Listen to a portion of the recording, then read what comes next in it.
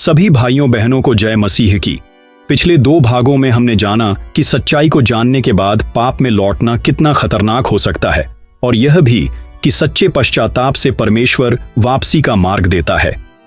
लेकिन आज एक और गहरा प्रश्न है।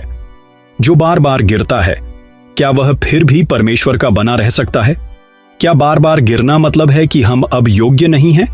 भाइयों और बहनों, यह सवाल बहुत से मसीही विश्वासियों का सच है। हम जानते हैं कि क्या सही है, हम उसे अपनाना भी चाहते हैं, लेकिन कई बार हमारा शरीर, हमारी आदतें, हमारे विचार हमें खींच लेते हैं। हम गिर जाते हैं और फिर शैतान फुसफुसाता है, अब तू वापस नहीं जा सकता। लेकिन सुनिए, यह शैतान का झूठ है। नीतिवचन 24:16 कहता है, धर्मी 7 बार गिरकर भी फिर उठ खड़ा होता है।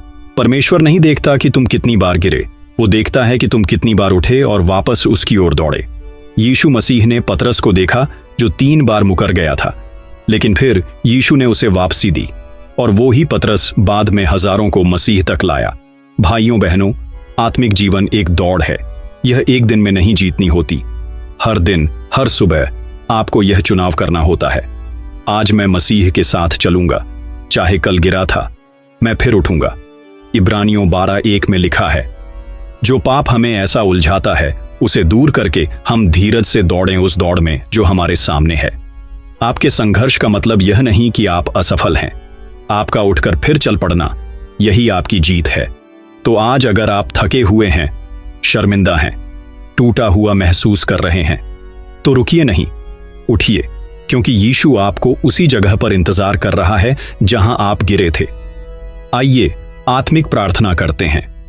हे स्वर्गीय पिता, मैं तुझे धन्यवाद देता हूं कि जब मैं गिरता हूं तू मुझे फिर उठाने को तैयार रहता है।